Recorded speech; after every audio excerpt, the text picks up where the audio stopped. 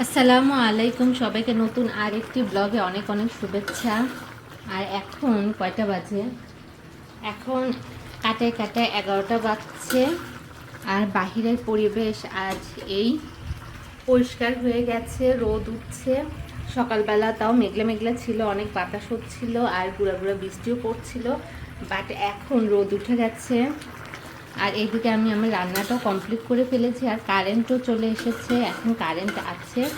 আমি আর যাই বসে বসে টিভি দেখছিলাম আর নাস্তা করছিলাম, নাস্তা খাচ্ছিলাম, বাট এই মাত্র আবার নেট চলে গেল।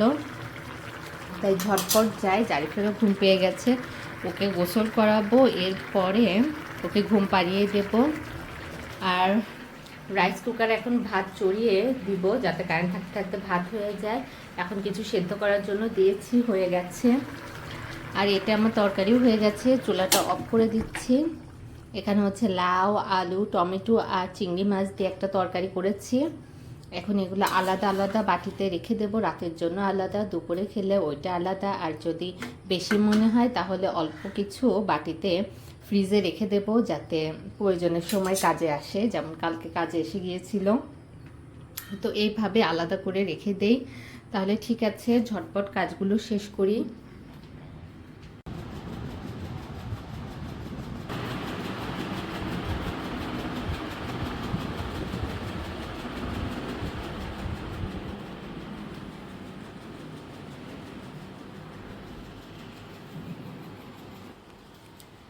এখন 2টা বাজতে যাচ্ছে আর আমার সব কাজ কমপ্লিট।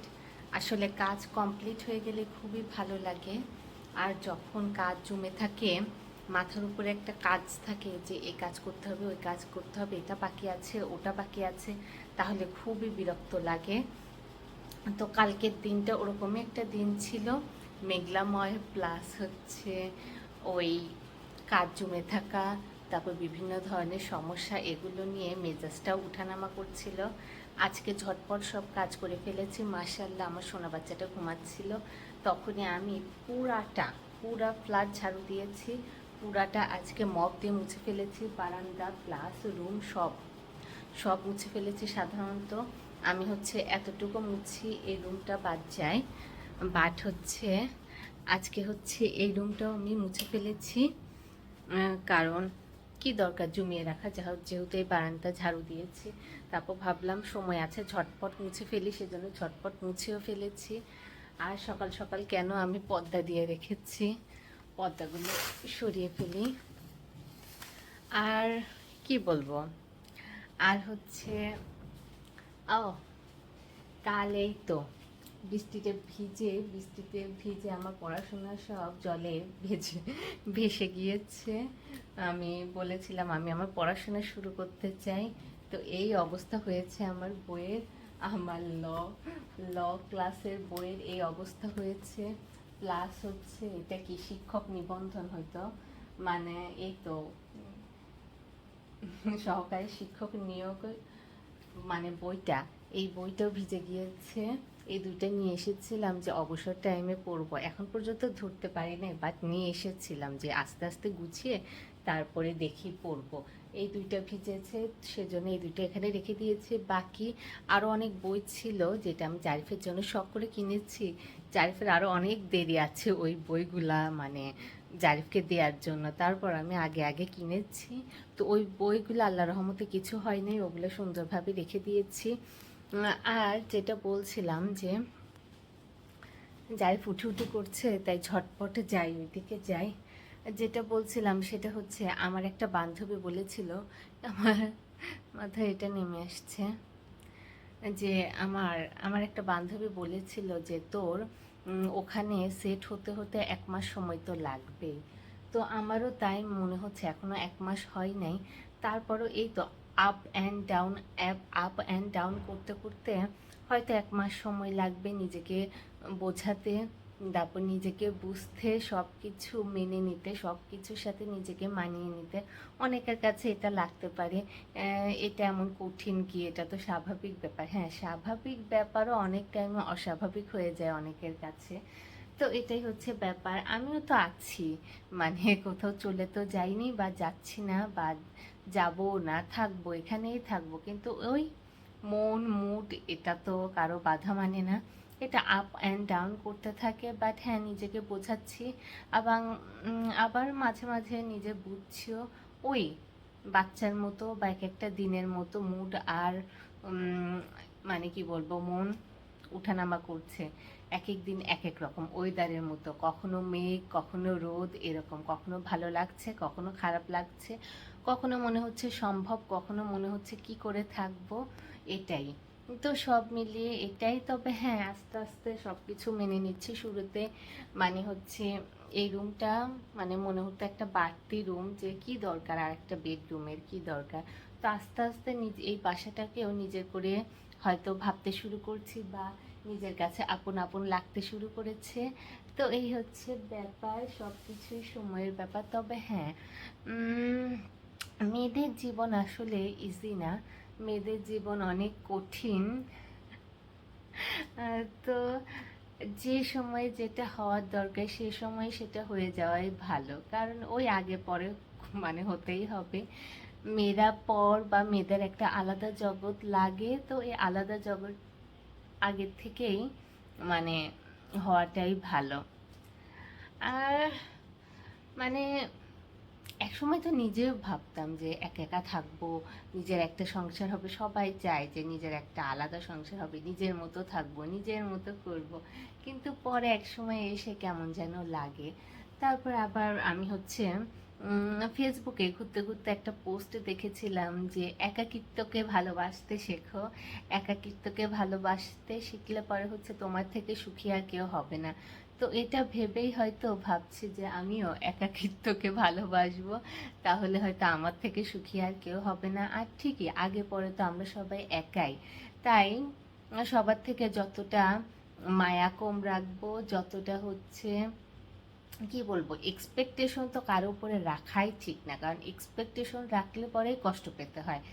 তাই এটাই, একাকিত্বকে ভালোবাসার চেষ্টা করছি যাতে সুখী হতে পারি। তাহলে যাই, এখন যে আমার সোনা বাচ্চাটার কাছে এখন আমি একটু শুয়ে থাকি, আস্তে আস্তে আমার সোনা বাচ্চাটাও একা একা মানে ঘুমানোর অভ্যাস হয়ে যাচ্ছে হয়তো মাকে ছাড়া, কারণ মা তো অবশ্যই ওকে রেখে একটু কাজ তো করতেই হয়। তো ঝটপট করে ফেলেছি আজকে, শুধু আমি আমার ছেলেটাকে সময় দেবো আর টুকিটাকি যে কাজটা মানুষ চলাফেরা করলে যে কাজ বাড়ে সে কাজগুলোই করব, আর তেমন কোনো কাজ নেই। তো এই হচ্ছে আজকের দিন। দেখা যাক, আজ ওয়েদার সব কিছু ঠিক থাকলে হয়তো বাহিরে যেতে পারি। বাকিটা মানে ওয়েদার, তারপর নিজেদের মন, সব কিছু সিচুয়েশন সব কিছুর উপর নির্ভর করে। আর এখানে ভালোই কারেন্ট নেট ডিস্টার্ব করে। আমি তো ব্লগ করছি কিন্তু আমি নিয়মিত আমার ব্লগটা আপলোড দিতে পারছি না, এক ব্যস্ততার কারণে, আর এক হচ্ছে নেট প্রবলেমের কারণে। যখন আমি টাইম বের করে মানে ভিডিও সব মানে কমপ্লিট করে রাখছি, যখন আপলোড দিব তখনই নেট থাকছে না। তো এরকম হলে কিভাবে হবে। আর আমি আমার ফোনে কোনো এমবিও রাখি না, ভাবছি এমবি রাখার চেষ্টা করব। তাহলে ঠিক আছে, ওইদিকে যাই, জারিফ ওইদিকে একা।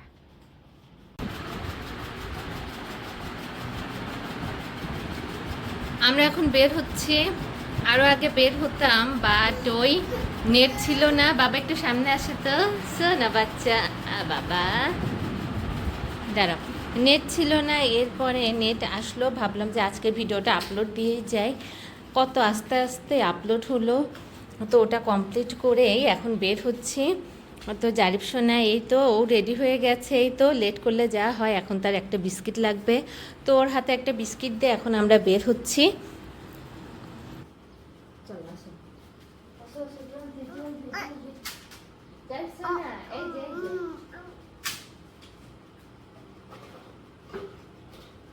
এই যে বাবা, এই নাও জলদি একটা নাও, আর চলো।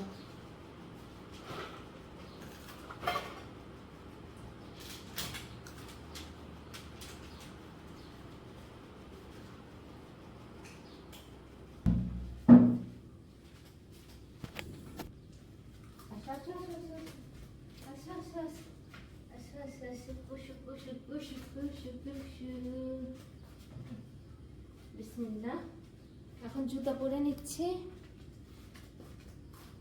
জলদি চলো বাবা, আমাদের লেট হয়ে গেছে।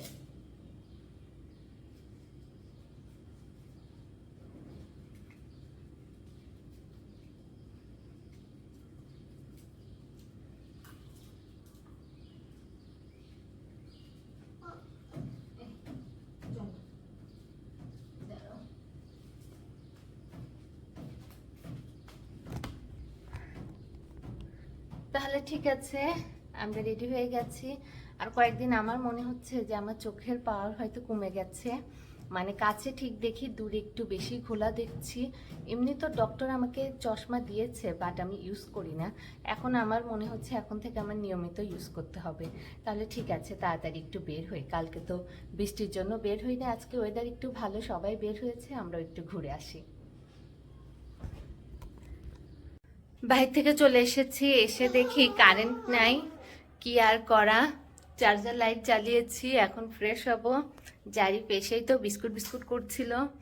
আর জারিফের মানে ঘাড়ের পিছনে, তারপর কানের এক সাইডে আর মাথায় কেমন যেন লাল লাল হয়ে আছে। এখন আরো বেশি মনে হচ্ছে গন্ধ পোকা থাকে না, ওই পোকা হয়তো বসেছিল, তার কারণে এমন হয়ে গেছে। ফার্স্ট আমি ভেবেছিলাম যে র্যাশ হয়েছে, বাট এখন মনে হচ্ছে ওইটা। তো তাড়াতাড়ি আমার ড্রেস আমি চেঞ্জ করে একটা নরম সুতি কাপড় দিয়ে, মানে নরম কাপড় দিয়ে পানি দিয়ে, একজন বললো যে মুছে দিতে, তাহলে নাকি ঠিক হয়ে যাবে। বারবার এই জায়গাটা পরিষ্কার রাখতে বলেছে বাবা। আর আসার সময় কিছু কিনে এনেছি, সবজিওয়ালা ছিল, মরিচ শেষ হয়ে গিয়েছিল, মরিচ নিলাম, পটল নিলাম, তারপরে মরিচ নিয়েছি, পটল নিয়েছি, এরপরে দুটো আইসক্রিম নিয়েছি। আর টমেটো সস ছিল না এই দোকানে, দেখলাম, তাই এটা নিয়েছি। তো এগুলোই শপিং করে আসলাম আমরা। তো এখন তাড়াতাড়ি এটা ফ্রিজে রেখে দিয়ে, এমনি গলে যাবে, মরিচটা পরে বাজবো, এগুলা জায়গা মতো রেখে দেই, এর আগে আমরা ফ্রেশ হয়ে নেই।